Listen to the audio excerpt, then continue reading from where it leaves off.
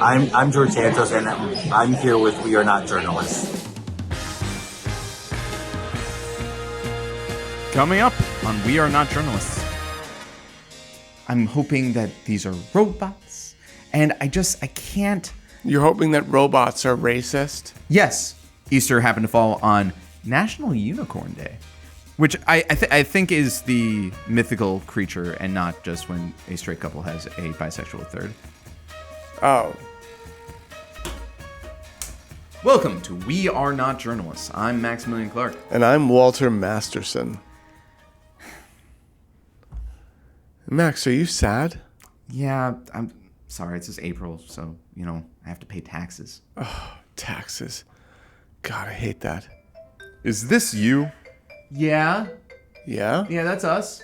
Yeah. We're us. Well, you know why taxes are so darn hard, don't you? Because TurboTax lobbied the government to prevent us from doing our taxes on the IRS website? No. Because billionaires and corporations made it so illiquid assets are largely untaxed, placing a larger and larger burden on wage earners like me? No. It's DEI. DEI? What's that? DEI could be anything you want it to be.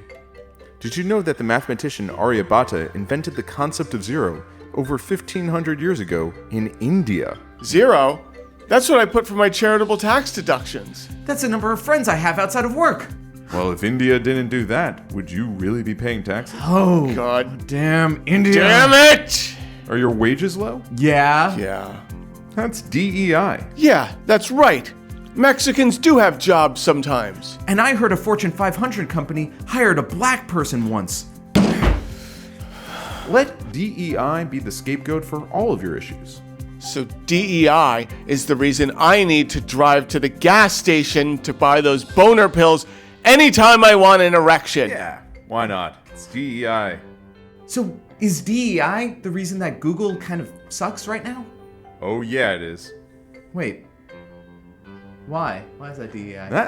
Why don't you shut the hell up, you communist piece of shit? You're right. That's can't argue with that. Can't argue with that. Nope. Because capitalism is perfect. So when someone needs to be blamed, choose DEI. Brought to you by the number 45 and the letter N. Why N? I mean D. Oh, shit. You're racist. Left is making me. Well, I mean, that's great. Whew, I mean, yeah. Problem solved. Yeah, what a relief. It's funny because I was looking for someone to blame for that bridge collapsing in Baltimore. Oh, yeah, the Francis Scott Key in Baltimore. Yeah. But how do we make this about DEI? Yeah, how do you do it? All right, well, here, let's go to the facts. Let's go to the facts. All right, the ship, the Dolly, was a Singaporean ship, and in the middle of the night, it lost power and started drifting towards one of the supports of the bridge. And then they radioed the Baltimore police to get people to clear the bridge. Probably saved, a couple dozen lives. And then they lost power again, and then they hit the bridge, and it collapsed. When was the bridge built? 1970? Yeah, I know. And then an hour later, the mayor came and addressed the people and said that they were looking for survivors, that they had divers out there to try to rescue people. Wait, I'm sorry.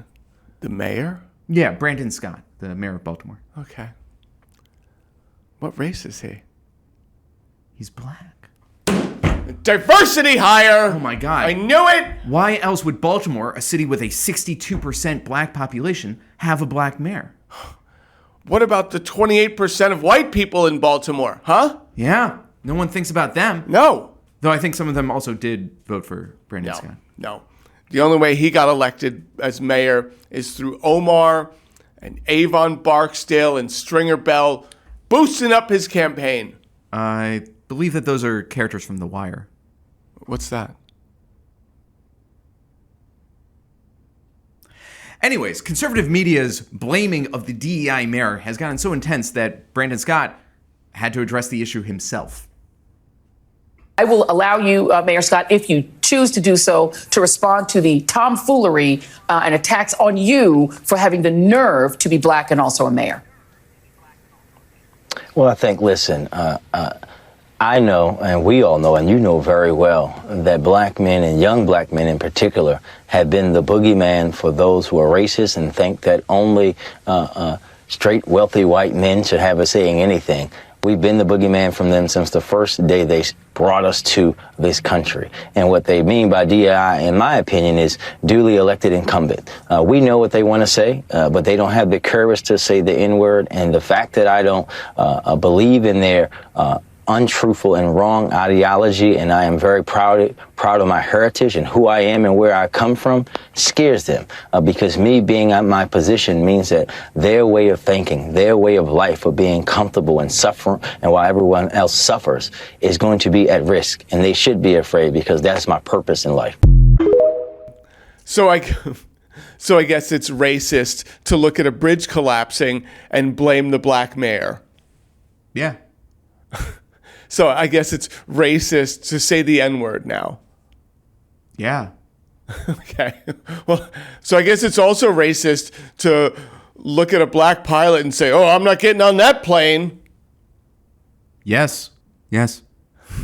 Well, if that's the case, then I guess Charlie Kirk is just a big old racist. Oh, you mean because of this clip of Charlie Kirk? No, I mean, like, you want to go thought crime? Like, I'm sorry. If I see a black pilot, I'm going to be like, boy, I hope he's qualified. And if you're watching us and you're like, oh, guys, you've played that clip before. I will play this clip every week if I goddamn feel like it, okay? I will put that on a projector on my tombstone so it loops again and again and again. And if you don't like that, I don't like it either. And if he doesn't like it, you shouldn't have thought it. I think we loop it on Charlie Kirk's tombstone. It actually would be a lot better. Yeah, because he's also dead. There's a loop. Honestly. Yeah. It's pretty good. Win-win. The alt-right has gotten so racist that Geraldo Rivera is an ally now. Geraldo Rivera, former Fox News anchor. When the Iraq war hit, he was their wartime correspondent. He went over there to be like, hey, this is a really good job we're doing here. Also told everyone where troops were moving, which that was a big no-no. But he's been a conservative media voice for decades. Yeah. And look at him now. He tweeted this. When the Key Bridge collapsed at 1:27 a.m. Tuesday morning, an overnight road crew filling potholes on the bridge died with it. The crew consisted of 6 apparently undocumented Hispanic immigrants, aka illegal aliens, from Mexico, Honduras, Guatemala, and El Salvador. They drowned in the cold, murky water of Baltimore Harbor. There was no outrage from conservative media about them stealing jobs from citizens because, as they often do, the migrants were doing a dirty, dangerous job no citizen wanted. An estimated 1/3 of our nation's construction workers are undocumented immigrants. According to the Bureau of Labor Statistics, in 2022, 316 foreign-born, mostly undocumented Hispanic construction workers perished on the job. Say their names: Menor, Miguel, Dorlian, Jose, Alejandro. And honestly, I'm not going to drag him because, yeah, he's right. Yeah. For all this talk about migrants stealing our jobs, they come here and they work the jobs that they get because they're available and they're needed. So as inspiring as that is, Max, you don't want to read the comment replies to that tweet. No, I very much do not. But I do. Don't try to use the bridge collapse to throw shade at conservatives, you scumbag. No bridges were collapsing when Trump was in office. Our country and the world were fine too. Now it's all fuck to hell because of Biden and idiots like you who support it. Wait, I'm pretty sure there was like at least one bridge that collapsed during the Trump years. That's why Biden passed the infrastructure bill to modernize our streets and prevent accidents. So there are tons of Americans that would take these jobs. You're an illegal immigrant, sympathizer, traitor. Why was an undocumented road crew working on a federal highway? If the border was closed, they wouldn't have been here, and they would still be alive. Wait, no, hang on. If the border was closed, then they wouldn't be working that. The job still needed to be done. Yeah. So, like, Americans would have died. So it would have been Americans. Dying. That's what they... I feel like they didn't totally understand the point. Yeah. No one. He's like, well, if the border was closed, no one would have been there. The potholes wouldn't have been fixed at all. Yeah. If it wasn't for that open border, none of our fruit would be picked. Yeah, they'd just be rotting on the vine. And, like it was. Yeah. Yeah, our roads wouldn't be built, our gardens not maintained. Who would work in our bodegas? Yeah. Who would deliver our food? One of the most dangerous jobs in the country. I feel like a lot of these comments may make MAGA Republicans seem unsympathetic, ignorant, racist, callous to the loss of human lives, unfeeling, cruel. Is it just me, or is Twitter getting untenably bad? It's not just you. It is awful. Yeah, who would have thought that under Elon Musk, the website that I go to see if alternate side parking is in effect and to look at ratings of adorable dogs would be overtaken by Nazis? Someone on Twitter wrote, "The right is winning over young men but losing with young women. What should be done to change that, if anything?" And the replies are so upsetting that to make them bearable for our audience, we're going to be presenting them as relaxing ASMR. Ooh, yeah. For MAGA sexists. Sure, just play the music, Max. Let's vibe to it. Okay. Ooh, we're vibing. Now we're going to put on our soft whisper. Okay. Repeal the 19th. Repeal the 19th Amendment. Nationalize TikTok. Propagandize young women with videos about baking sourdough loaves and raising children instead of travel videos where they find themselves by doing ayahuasca in a dirty shack in Peru. Repealing the 19th Amendment should fix it just fine. Marry White them. supremacy signal. Wait. White supremacist okay sign. Marry them and spend the rest of their lives with them. Oh, that's sweet. Repeal the 19th Amendment. Take away their vote. Ethnics too. The right would have to sell everything as an emotional issue while also making people feel good, secure, and taken care of as the centerpiece of their philosophy. Though at that point, though, they would just be Democrats. So no, it's not really possible. Should we discuss the idea that this dude thinks that making people feel good, secure, and taken care of is antithetical to the right? No, not at all. Okay, but that person should probably re-examine what they think society is. Fix divorce law so men feel more safe getting married. It is often abused. Repeal the 19th. Taking women's rights away. Yeah, it's still kind of upsetting, actually, with the whisper and the music. The ASMR doesn't really take the edge off. I feel tense. I feel anxious about the country. I'm hoping that these are robots, and I can't. You're hoping that robots are racist? Yes. I mean, I hope it's not actual human beings. I hope it's a racist trained AI. Look, and it's that AI inevitable. would just, like, you gave it the green light to post on the internet, and the only thing it can think to do is to just be a groiper. Yeah. Have you seen the Terminator movies, Walter? Have you seen them?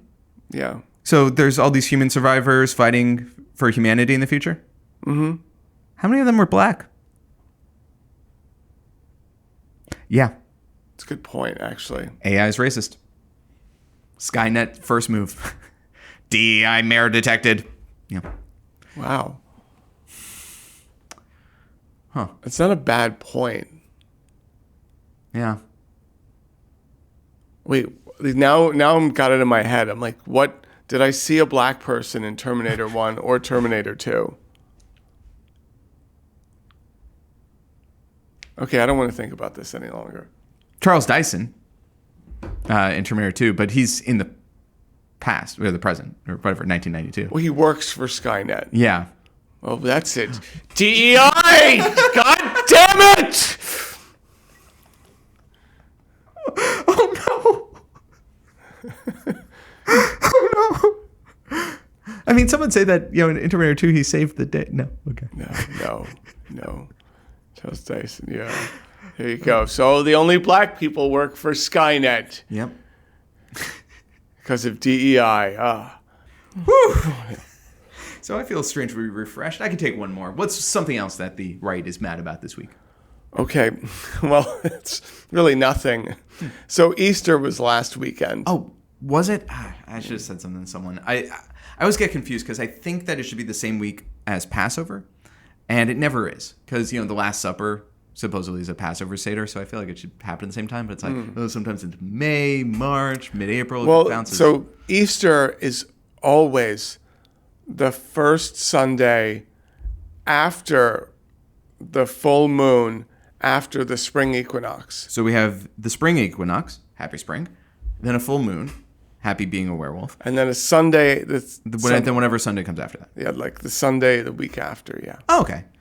All right, great. Well, so great. Did you do anything for Easter? Yeah, I went to church with my family and stuff like that. Oh, that's nice. That's nice. So why are people mad about Easter? Oh, right. Okay. So, because Joe Biden made Easter into Trans Day of Visibility. Oh, that seems weird and oh, wait, hold on. Did Easter fall on March 31st by any chance? Yes. Oh, no, that March 31st is Trans Day of Visibility. So that's every year since 2009, I want to say? Yes, 2009. Yeah, so under Trump, it was the same day. Biden's the same day. It just so happened that Easter decided to fall on Trans Visibility Day. But Biden canceled Easter and just trans people. Well, I mean, for context, last year, Easter happened to fall on National Unicorn Day, which I think is the mythical creature and not just when a straight couple has a bisexual third. Oh. Okay. Yeah. Year before that, it was on International Bat Appreciation Day. And the year before that, it was on International Landmine Awareness Day. Also, Hug a Noose Person Day. That feels strangely horny, journalists. Control yourselves. I mean, it's just a travesty, though, and everyone's really upset about it. Are they upset about it even after knowing that he didn't do this? So what it sounds like to me is there's just been a lot of confusion because people don't seem to know when Easter is. And also, just every day there's like 1,000 holidays. And I respect that this is the first time a lot of people on the right are aware of even the existence of Trans Visibility Day. Yeah. So luckily, big LGBTQ ally Jesse Waters from Fox News made a whole segment with all the LGBTQ holidays for us to keep track of if you want to be an ally. Oh, so we can celebrate them. Yeah, that was his purpose of making the video. Great. Well, let's play the full list. Yeah. They have Transgender Day of Visibility, Transgender Day of Remembrance, Transgender Awareness Week, Trans Awareness Month, Transparent Day. Just to be clear, when he says that, he means parents who are trans and not invisible people. You're so woke, Max. Thank you. International Day Against Homophobia, Biphobia, and Transphobia, Pride Month, LGBTQ History Month, LGBTQ Health Awareness Week, International Day of Pink, Day of Silence for trans bullying, Lesbian Visibility Week, Agender Pride Day, Harvey Milk Day, Pansexual and Panromantic Awareness Day, Stonewall Day, International LGBTQ Plus Day. Is it just me, or when he says LGBTQ plus, does it sound like he's about to fall down a flight of stairs? I feel like he's like almost just catching himself, like LGBTQ. LGBTQ History Month, LGBTQ Health Awareness Week. Like there's a cat he doesn't see, and all of a sudden it's International LGBTQ Plus Day. He just head over heels. Ah, gosh, if only. Yeah. Yeah, so thank you, Jesse. Thank you, Jesse. Thank you so much. And the full list, you can check out Fox News and you can support the gay community. It's also worth noting that a lot of those holidays are asking people not to bully the gay community days. There's like 5 of them in there. Yeah, there's the Stonewall Day. Yeah, don't kill us, beat us up, don't kill us, make us want to kill ourselves. Day. Yeah, it's a lot of those days are in there. Yeah, I wonder why that's necessary. I wonder if our friends at Fox News want to explain why that's necessary. Oh, anyway, in other news, RFK has picked his vice presidential candidate. And I'm sorry, it's not Aaron Rodgers. Yeah. Instead, he has picked a Republican millionaire who is a woman against IVF. Oh, my God. Watch out, Democrats. Yep. I think that's all the time we have to spend on that. Oh, yeah, but moving right along. Yeah, right into an ad break. So stick with us. We will be back in a minute. We're going to be back sooner than that. It's just like a 5-second ad. You can, Yeah, okay. We're not going to skip the ad. Oh, I'm sorry. You can't be alone with your thoughts for a couple of minutes. Yeah, oh my God, capitalism. Oh, no. They're going to try to sell me something. Oh, no. Have we sold out? Come on. You don't need to build a website, you freak. Oh, yeah, you don't need Bombas socks or a Squarespace.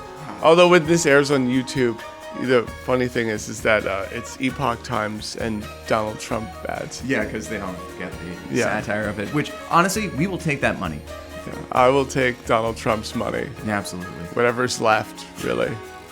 Anyway, we'll be right back.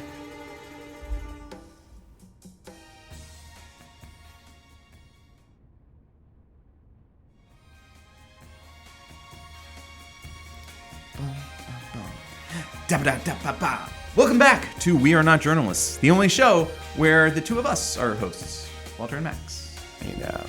Anywho, before we dive into our back half, I do want to talk about a story that's been dominating headlines for weeks, which is Trump's civil fraud case. I know. Now, you may have heard recently that while he awaits his appeal, New York has lowered the amount of his bond from $430 million to about $130. Now, this doesn't change the judgment, just the amount he has to put up before his appeal goes through. And conservatives are still pretty mad about it, right? I mean, a lot of people are mad about it because it was pretty high and then was lowered for no reason. Just, special, he's got special privilege. I don't mind that. Wait, you're not mad about this? No. I love it. You love it? Yeah. Why? Because it's perfect ammunition for a new segment called Using Conservative Talking Points Against Them. Ooh, I want to hear this. So, hit me. What are the main things that we hear when it comes to this Trump bond issue? Witch hunt. It's cruel and unusual that they're just trying the Fifth Amendment, like outsized. We shouldn't be holding this money that he doesn't have readily available against him, right? He's a nonviolent offender. Why is he paying anything until he's fully convicted? Right? Yeah. You know what that sounds like to me? An argument for bail reform. Ooh. Right? Because bail reform is targeting nonviolent offenders. And we have a cash bail system right now that puts potentially innocent people in jail unless they can afford to pay their way out. And so rather than argue with your uncle about, oh, I don't know how unfair it is about Trump, agree with him. It is unfair. We shouldn't be using money as the keystone to our justice system. You either are guilty and are in jail, or you're not guilty and you wait until trial. And so taking all of their talking points, lean right in and throw it back in their dumb face until your uncle writes you out of his will. Well, Max, I mean, this is different. I mean, he inflated the value of his properties and did a bunch of fraudulent stuff. I mean, it's not like he wasn't shoplifting from Rite Aid. Fair point. DEI. Okay. Man, I'm having fun. Yeah, you having fun? Yeah, I'm having fun. You ready to have less fun? Huh? Because I want to talk about Israel-Palestine. Yeah, I guess we should. The big news this week, of course, is a truck giving humanitarian aid with workers from across the world, including U.S. citizen, was bombed. It was bombed several times. It was bombed 3 times. Yeah.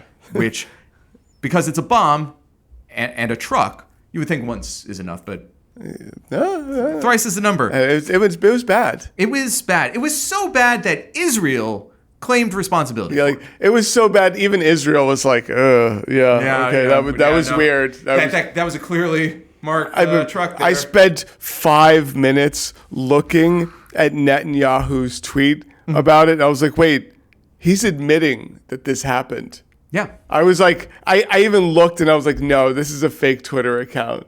No, I even looked Israel and I was like, has okay. reacted violently to aid before, but now it's like turning back. And President Biden called this an outrage, has demanded an investigation, and this is against the backdrop of a DNC that already is facing substantial pressure to change its stance on Israel.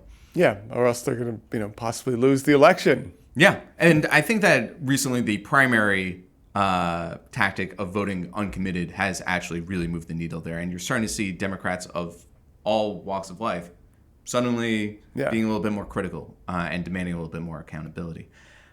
Also, and we're seeing the same sort of movement, and we're starting to see a little bit of the same movement in Israel, where President Netanyahu, who has already been extremely unpopular even before the conflict started, he's now at a 15% approval rating. And you may have seen images of people protesting him over the weekend, thousands, hundreds of thousands. And this is 15% approval rating amongst a population that majority supports what's going on in Gaza. Yeah, and it's gone down. It's now hovering around 56% of the population. Down from like 90%. Yeah, well, just like after 9/11, we had pretty much the same journey of just being like, we are all American, we will defend ourselves, to like, oh, Jesus. Yeah, like, maybe we shouldn't bomb brown people. Yeah.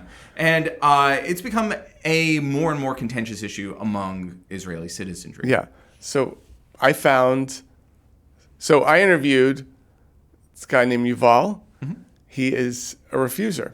He, as in, refuses to join the IDF. So he went to jail for a few months for refusing to join the IDF, and he's part of a contingent of other refusers.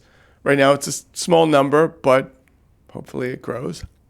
And he lives in Israel. He's Jewish. He understands the national security concerns. Mm-hmm. The very real threat. Yeah, they're very real. And he's not naive. He lives there. Yeah. And he understands national security, but makes a very clear distinction in the interview between defending yourself as opposed to being an occupying force. Okay, great. And so we are going to play that interview that you had with him, and you'll see me on the far side of it. So there's military Arabic that everyone in Israel knows. So tell me about that. Yeah, there are like phrases that every Israeli knows. Iftah al-bab, which is open the door, and Jib al-Awiya, which is give your passport, or something like a wakif wana batuha. That's like how people in Israel say it. And it's stop or I'll shoot. It's called like checkpoint Arabic. Okay. Wow.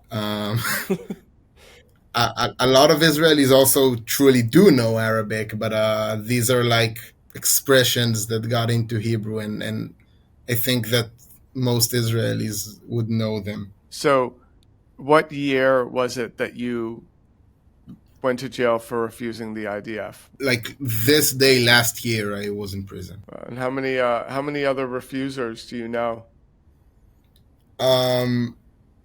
There are, maybe I'll use this stage. I'm a part of a network called Mesarvot, and we are a network. Yeah. We are a network of Israeli conscientious objectors, objecting to the occupation, objecting to the apartheid, objecting to this war. Right now we have, there are much more, but there are 3 public refusers sitting in prison that are part of our network. Tal Mitnick, Sophia Or, and Ben Arad. They all refused to draft this war, and they said that they would have refused either way, even without the war. And this is the work we do. We represent and we help and we support Israeli conscientious objectors such as myself, and we are a network of conscientious objectors for conscientious objectors. We do not call to object.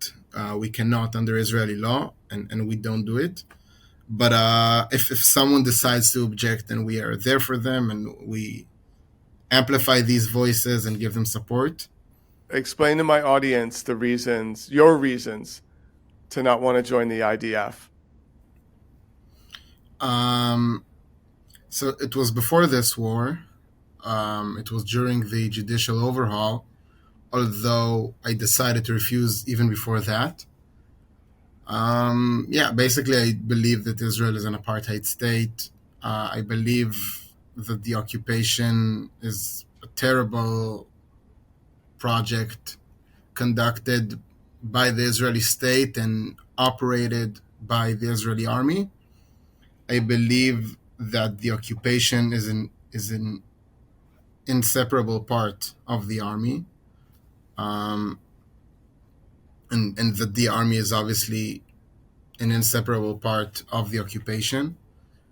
And I don't believe that I can serve in the army without taking part in the oppression and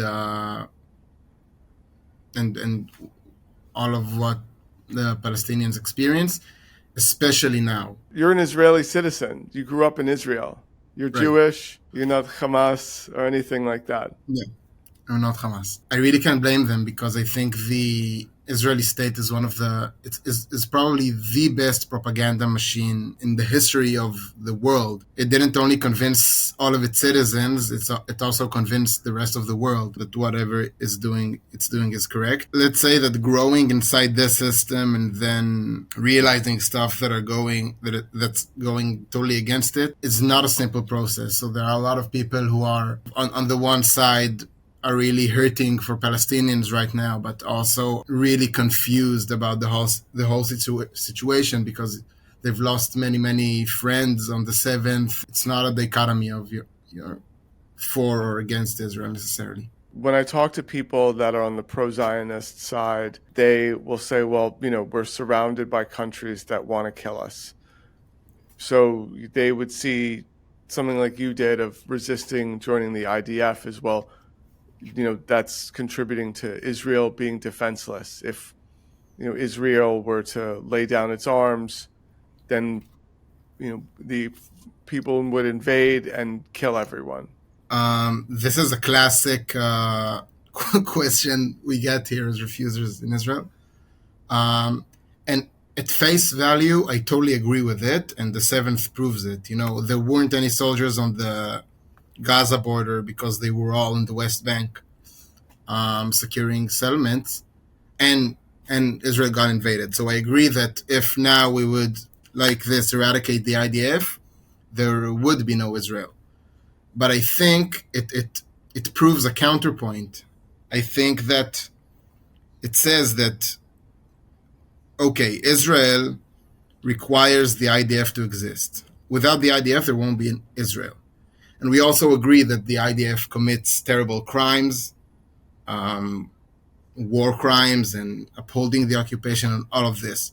So it's essentially saying, without these deeds and without the crimes that the IDF commits, there won't be an Israel.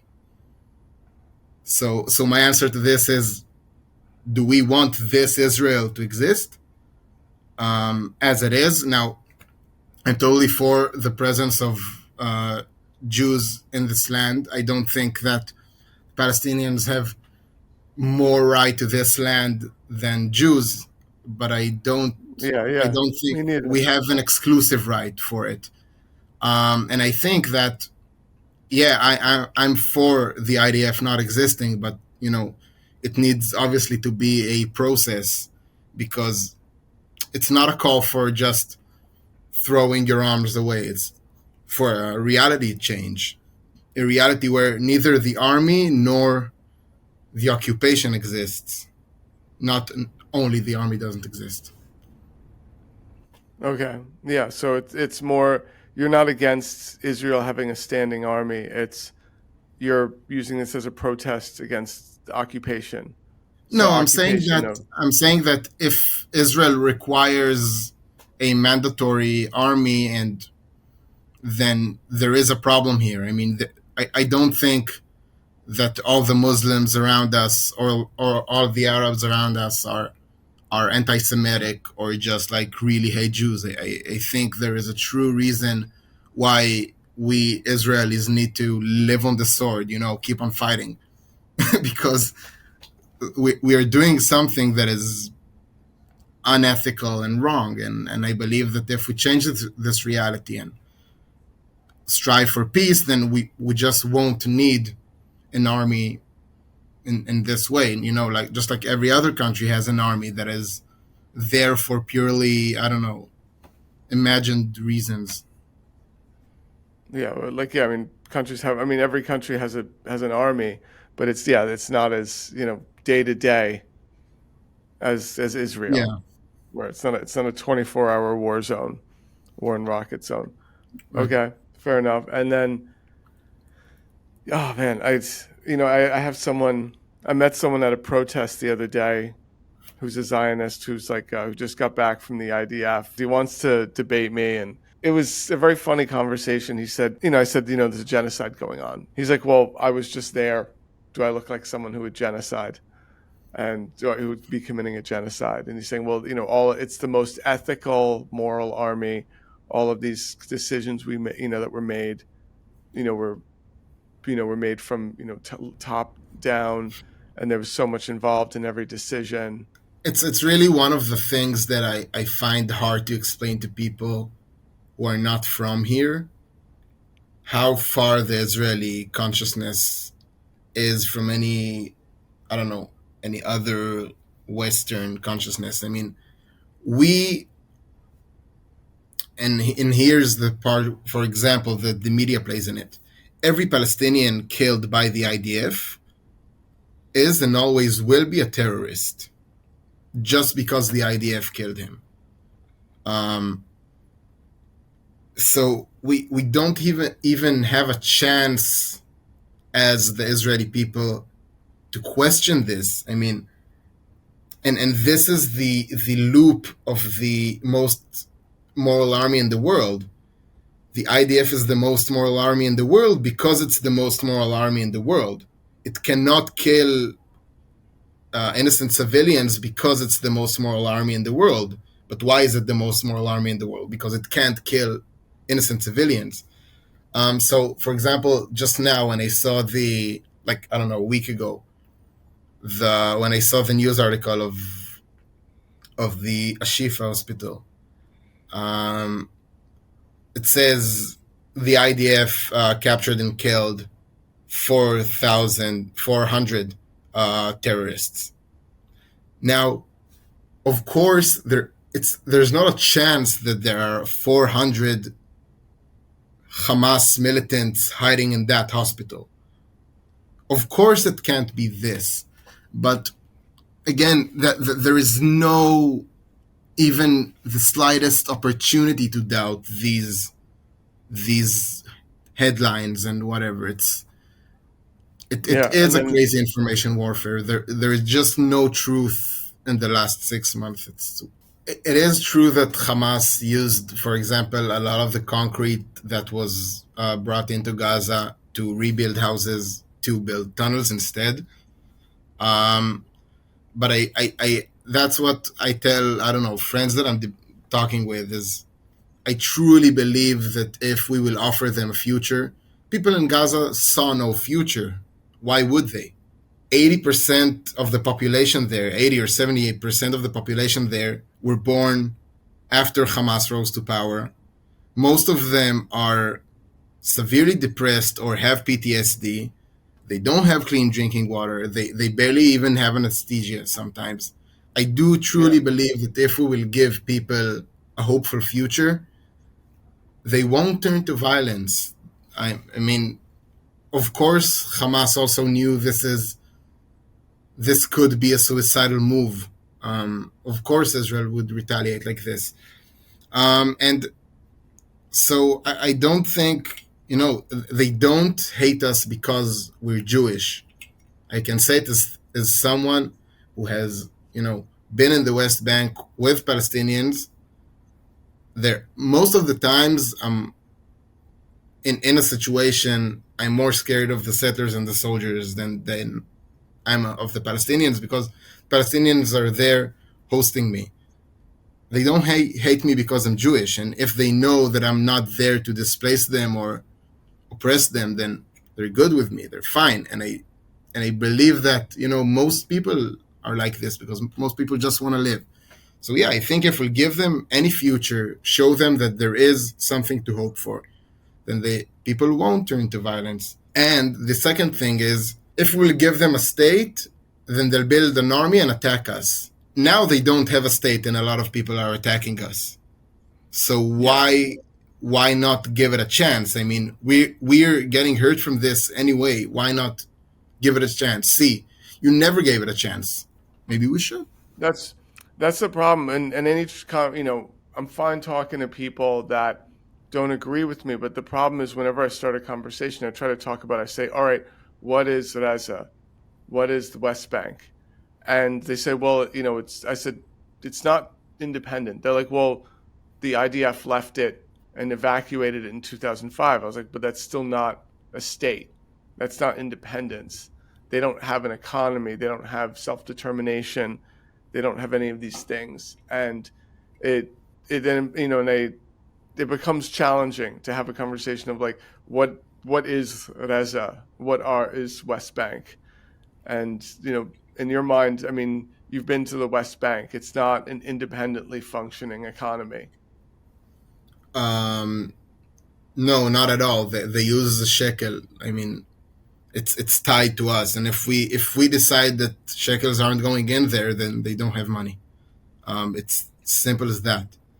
And in Gaza, it's like much more severe. We control their electromagnetic fields. We control their water. We control every little drop that goes in there.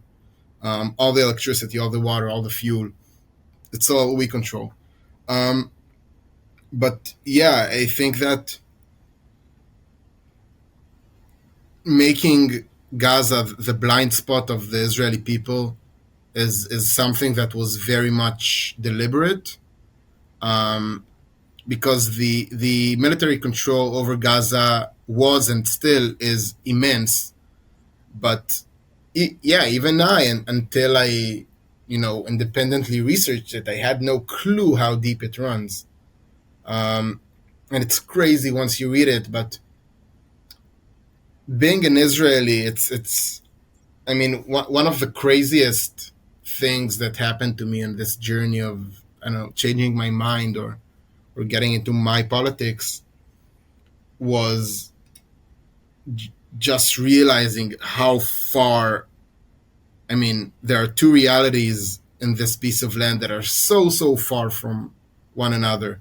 The Israeli reality is completely different than the Palestinian reality, and we are deliberately, because of the media and because of the state, are not being shown that reality at all. And it works. It totally works. First of all, I'm hesitant to call it a genocide. It's totally ethnic cleansing, and there are many genocidal acts. No doubt about these two facts. The calling for the eradication of the Palestinian people, and I'm not talking about them not being here, I'm talking about getting rid of them, is something that exists only in the farthest parts of the settler people. The far right of the settlers. Far right. Yeah, the Hilltop youth. Also Ben-Gvir, but it's there. A lot of people do call for ethnic cleansing, but ethnic cleansing is not genocide. And yeah, there is a terrible massacre. There are many genocidal acts. No doubt about this, ruining the health system, starving people, killing tens of thousands. Of course, these are all genocidal acts. I'm hesitant to call it a planned genocide. So it's more, but you're 100% that the intent is to ethnically displace and ethnically cleanse the region. I don't know if it's an official policy in this case. I know it's an official policy in other places, such as Mesafer Yatta or other places in the West Bank. I don't know if it's an official. That's interesting. So you're saying that is an official intent in like places like the West Bank, they want to ethnically displaced, ethnically cleanse the population there. Safayata, for example, what is called in Hebrew South Hebron Hills, the army declared a huge firing zone on an area where more than 1,000 Palestinians live. Now, the army does not need another firing zone, especially not in that area. It's something that is done purely for getting them out of there. They're trying to push all the rural Palestinians into the cities, into all of the A territories, and just ethnically cleanse all of the C territories. And this is something that is sometimes is admitted, and if it's not admitted, then it will be a logical roller coaster to prove that it's something else. Okay, so explain that. So what are A territories, B territories, C?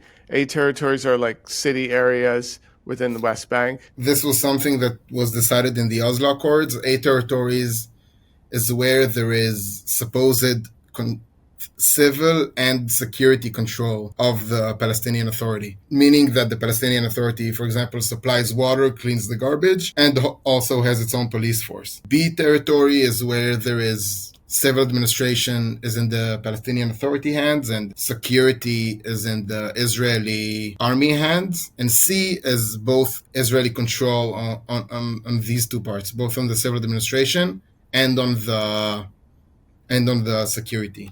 Now, the thing is that the C territories are 61% of the West Bank. And if you look at a map, you'll see that all of the A territories are engulfed by C territories. So it's really hard to imagine a Palestinian state because it's all islands of Palestinian Authority. Now, even then, inside the A territories, there isn't a real pure control of the Palestinian Authority because the army can get in and out whenever it wants, and there isn't an independent economy.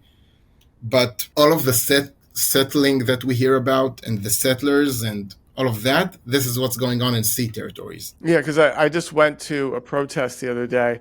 There was land, there were condominiums being sold, real estate being sold for West Bank territory. And it was like nice, pretty, like pictures of these nice buildings, brand new condominiums that you could buy and own, a 1-bedroom, 2-bedroom in West Bank territory. It's a beautiful area, and by the way, a war crime.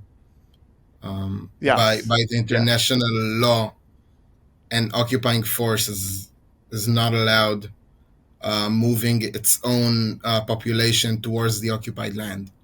But there, right now, if we count East Jerusalem, which is a little different, but also technically settlements, it's approaching 1 million. It's like 700 something settlers, which is a crazy amount. It's a lot of people. And that's escalated in the past few months? No. What escalated, I'd say, first of all, not all of them are violent. Not all of them are even ideological. Not all of them are in the same religious sector, however you call it. It's some of them are completely regular people who moved there because they needed cheap housing. Israel puts a lot of resources to make the housing there cheap and to give people good schools there. So there will be immigration there. And a lot of people there for that reasons. But some areas, such as Mesaferiata, are inhabited mainly by ideological and a lot of times very violent settlers and Hilltop youth. Hilltop youth. Sounds like the Proud Boys for the United States. Like Worse. Worse. Okay, but who's in the Hilltop youth then? They are mainly kids from very troubled backgrounds who have been taken in by like guru rabbis and are being used and have been like really radicalized and are now just building outposts and grabbing land. And the violent cases, it's mainly that them, and not only youth, but people from that ideological area.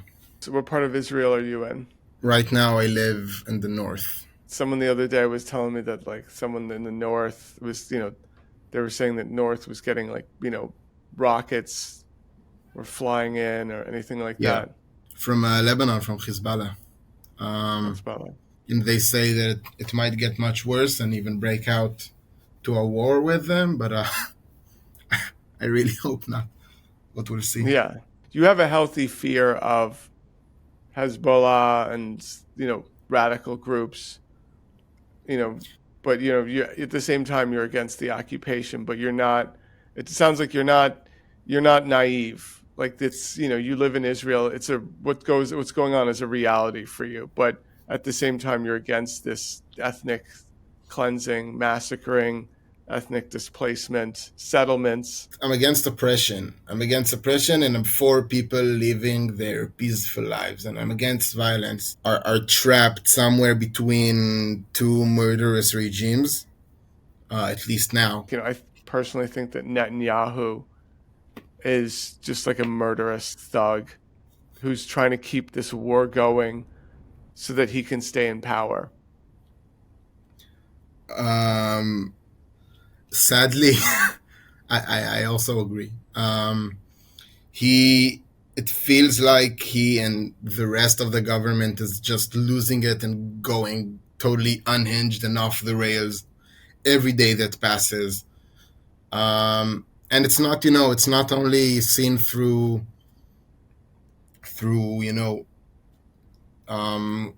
what's going on with Palestinians. It's also seen with how he, looks and treats Israeli citizens. In terms of like a way forward, I disagree. A lot of people have different opinions. I sometimes think a one-state solution would be great. One person, one vote. Everyone that lives there has just as much of a right to live there as anyone else. I have friends that say, well, if there's one state and they were all under the same banner, they'd kill each other. Or they would, do things to threaten, the other's legitimacy. So what do you think? I kind of try to get away from these conversations because I feel that they're usually used to stop us from talking on what's going on now, although it's not the case here. You are right. There's a lot of great ways to keep people from talking about the current massacre that's taking place, like literally right this second. So yeah, I definitely agree. But since it's the last question you asked, and we talked about the current situation, my utopia is a no state, one state, whatever, equal Palestinians and Jews from the river to the sea. Is it achievable? I didn't think too much. Didn't think that it's too much. I don't think anything's achievable right now. I'm so pessimistic. God, I don't know what. And I don't even ask you about that. Say that I'm not even sure that a two-state solution is achievable at this point. People who were, it's weird to think about it, but so far in the last 70-something years, we have always been the strong ones. We have always been the undefeated, and I don't know, the media always paints it as if, one Israeli body is worth 1,000 Palestinian bodies. The Arab numbers. Yeah. So now, for the first time in Israeli history, we have not been on top. For the first time, we have experienced true loss. And now people who did maybe believe, Israeli people who did maybe believe of some shared future, or at least hope to see one, are now don't see it in any way. And it's sad that this is the case. And that's why I think that speaking up during these times especially is the most important, because people have lost all hope. And of course, from the Palestinian side, that's totally beyond. Yeah, of course it's the case. I mean, 30,000 they've killed a huge number from, what we know. We have never experienced such a loss. It hurts to lose people. Now we know it the best. Why inflict it on them as well? And yeah, we're trying to be the loudest we can now because, there is an ever-growing grift. And a shared and common future seems farther and farther away every day that passes. Whew. That was a lot. Yeah. Okay. I'm really struck every time I hear an Israeli's perspective on the war that, like, whether they're for the war or against it, just so much in the rhetoric and what they've described as the experience has been so much about our own police culture, our war on terror, the stuff that we've done that's been pretty shady over the last 20 years, just all concentrated and more intense. Yeah, and how we wanted to collectively punish a country with brown people after 9/11. We're just like, all right, who? Anyone we threw a dart. Yeah, we're like, sure, them too. Yeah, great. And collateral damage was high, and high, and we were just like, sure, Arab numbers. Yeah. And we've never really faced our own reckoning for that. No. But it is a trip to hear firsthand accounts. Yeah. Let's just give everyone a palate cleanser. If you've stuck with us this long, you've deserved to hear something nice. Yeah. So this is the head of the United Auto Workers Union, Sean Fain. It's a speech he gave, and just you can inject this into my veins. It's just, it's so like to hear someone talk like this. You're like, oh, someone that gets it. Like, just play it. Oof, this is good. Okay, here we go. We fight for a political program that serves humanity, not the inhumane interest of the wealthy and corporate greed. Part of that means not falling for division. It's an old trick the billionaires play, and it's effective. Time and time again, the wealthy divide the masses over single issues, and the rich walk away with all the loot. They try to divide us by gender. They act like how you live your life or your gender identity is a threat to the person on the assembly line next to you or the work site next to you. They talk about who you love, who you marry, which bathroom you use. So they don't have to talk about who you work for, where the profits go, and who benefits. They try to divide us nationally, by nationality. Right now, we have millions of people being told that the biggest threat to their livelihood is migrants coming over the border. The threat we face at the border isn't from the migrants. It's from the billionaires and the politicians getting working people to point the finger at one another when in reality, we're all on the same side of the war against the working class. Gosh, there's something really cleansing about the idea of a bunch of like really big assembly line auto workers standing up for trans rights. And just being like, you're not going to divide us over these issues. Yeah, just like seeming like it's the thing is when people are like very provincial in their dialects and attitudes that you're just like, oh, thank God, it's not just a few people in Bushwick, woke leftist elites. No, there's some actual like people who have contributed to society. Out there. God, I feel strong. I feel empowered. That feels good. I feel ready to stand up to these bullies myself. Okay. Wow. All right. And let's start with our number one bully. Oh, okay. We just gotta let them know we're not gonna take it anymore, huh?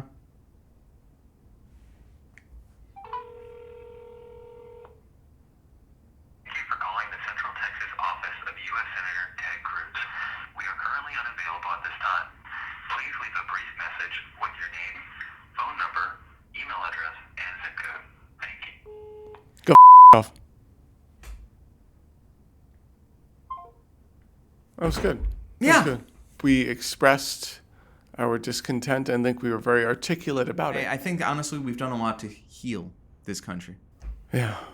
And we do a lot, the two of us, Yeah. as white male podcasters. Yeah. And I think we should get more credit for that. I feel that if more people gave us our due for going on here and speaking to all you fine people, Speaking truth to and power. being mildly sarcastic and calling it comedy, I feel like if people gave us the awards and recognition and love and respect that we deserved, then we wouldn't have to repeal the 19th Amendment. Facts. Anyway, that's our show from all of us here in New York, and we are not journalists. We bid you a very happy Landmine Awareness Day.